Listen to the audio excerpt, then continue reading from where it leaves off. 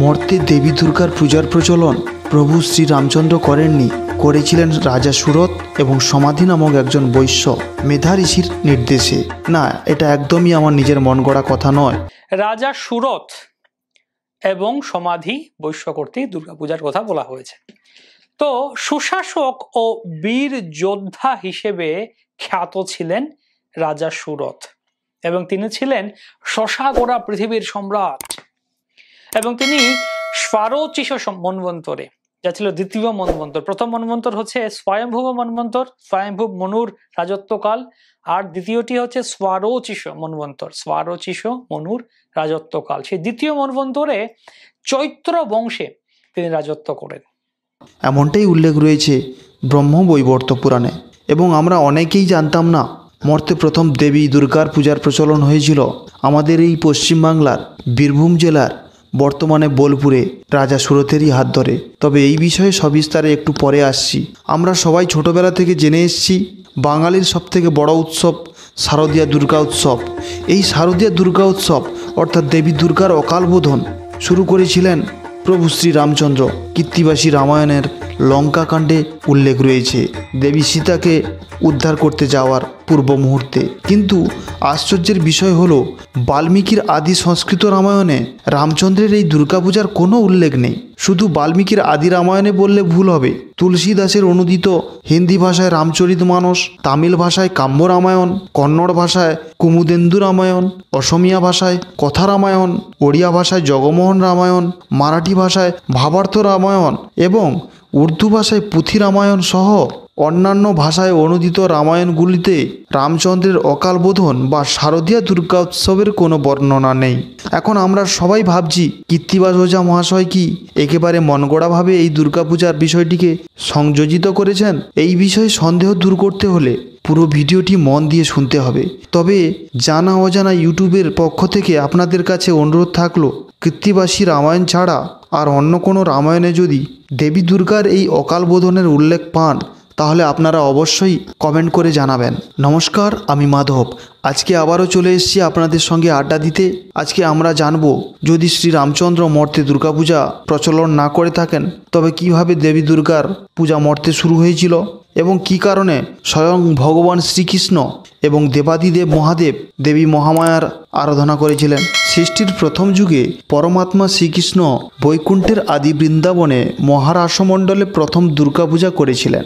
এরপরে মধু এবং কৈটব নামের দুই অসুরের ভয়ে স্বয়ং ব্রহ্মা দ্বিতীয়বার দুর্গাপূজা করেছিলেন। তারপরে ত্রিপুর নামক এক অসুরের সঙ্গে যুদ্ধ করতে গিয়ে ভয়ে ভীত হয়ে স্বয়ং দেবাদিদেব মহাদেবী তৃতীয়বার দুর্গাপূজা করেছিলেন এবং দুর্বাসা মুনির অভিশাপে লক্ষ্মীকে হারিয়ে দেবরাজ ইন্দ্র চতুর্থবার স্বর্গলোকে দুর্গাপূজা করেছিলেন। এমনটাই উল্লেখ রয়েছে ব্রহ্মবৈবর্ত পুরাণে। অর্থাৎ মর্তে দেবীর পূজা হওয়ার আগে স্বর্গে প্রথম দেবী দুর্গার পূজার প্রচলন করেছিলেন স্বয়ং ভগবান শ্রীকৃষ্ণই। রাজা সুরতের হাত ধরে কিভাবে মর্তে দুর্গাপূজার প্রচলন হয়েছিল সেটি জানবার আগে এখন আমরা জেনে নেব ভগবত পুরাণে দেবী দুর্গাপূজার সম্পর্কে কি উল্লেখ রয়েছে। শাক্ত ধর্মের অন্যতম প্রধান ধর্মগ্রন্থ দেবী ভগবত পুরাণ অনুসারে ব্রহ্মার মানসপুত্র মনু পৃথিবীর শাসনভার পাওয়ার পরে দেবী দুর্গার আশীর্বাদ পাওয়ার নিমিত্তে ক্ষীরোদসাগরের তীরে দেবী দুর্গার মাটির মূর্তি তৈরি করে বাগ্ভব বীজমন্ত্র জপ করতে থাকেন আহার এবং শ্বাসগ্রহণ ত্যাগ করে। এক পায়ে দাঁড়িয়ে 100 বছর ধরে ঘোর তপস্যা করেন।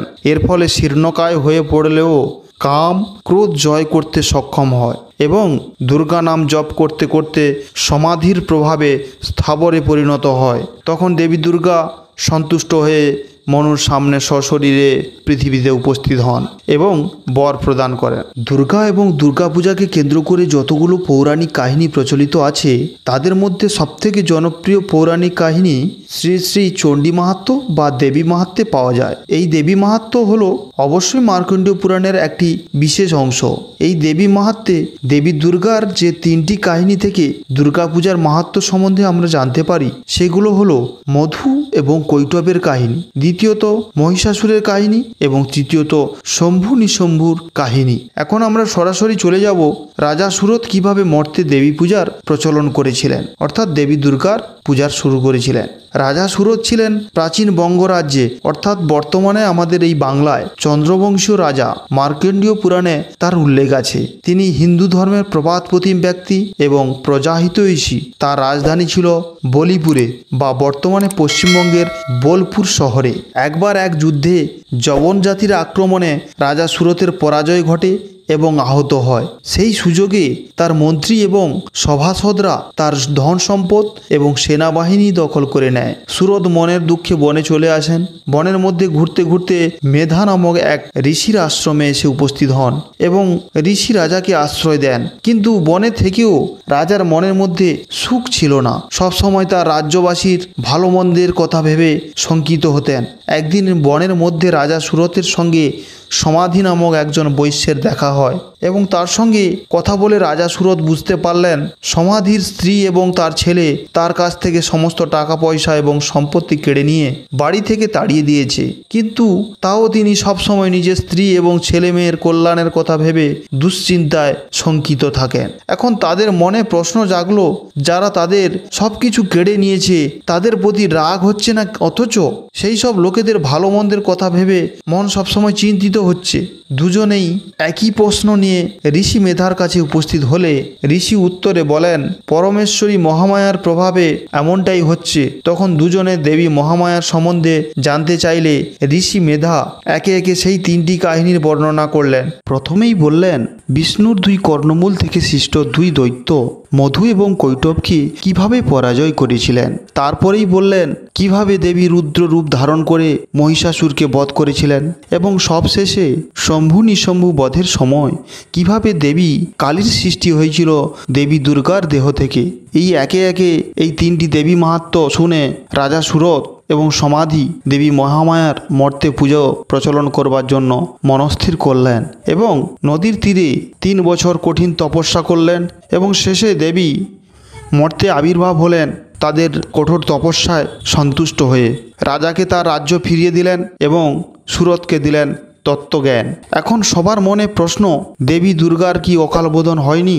রামচন্দ্র কি দেবী দুর্গার পূজা করেননি রাবণ বধের আগে? কবি কীর্তিবাস ওঝা এই অকাল বোধন কাহিনী কোথা থেকেই বা পেলেন? বাল্মীকির মূল রামায়ণ থেকে কীর্তিবাস ওঝা বঙ্গানুবাদ করেছিলেন সম্ভবত 14 শতকের শেষের দিকে। এখানে সম্ভবত কথাটি ব্যবহার করলাম কারণ ওনার জন্ম মৃত্যুর তারিখ সঠিক করে পাওয়া যায়নি। উইকিপিডিয়া অনুযায়ী 1381 থেকে 1461 খ্রিস্টাব্দ সময়ের একজন কবি ছিলেন কীর্তিবাস ওঝা। ওই সময়ের মধ্যে বঙ্গানুবাদ করার সময় কবি কীর্তিবাস ওঝা কালিকা পুরাণ এবং বৃহৎ ব্রহ্ম পুরাণের কাহিনী কিঞ্চিত পরিবর্তন এবং সংযোজিত করেছেন বলে মনে করা হয়। এবং যেহেতু এই দেবী দুর্গার পূজার প্রচলন প্রথমে আমাদের এই পশ্চিমবাংলাতেই হয়েছিল, সেই কারণে দেবীর এই পুজো যাতে আরও মহা ধুমধামে সহকারে হয় সেই কথা চিন্তা করেই হয়তো কীর্তিবাস ওঝা এই রামচন্দ্রের অকাল বোধনের ব্যাপারটিকে সংযোজিত করেছেন বলে আমার মনে হয়। তবে আপনাদের গুরুত্বপূর্ণ মতামত অবশ্য কমেন্ট বক্সে জানাবেন এই দুর্গাপূজাকে কেন্দ্র করে বা দুর্গাপূজা কিভাবে প্রচলন হয়েছে মর্তে।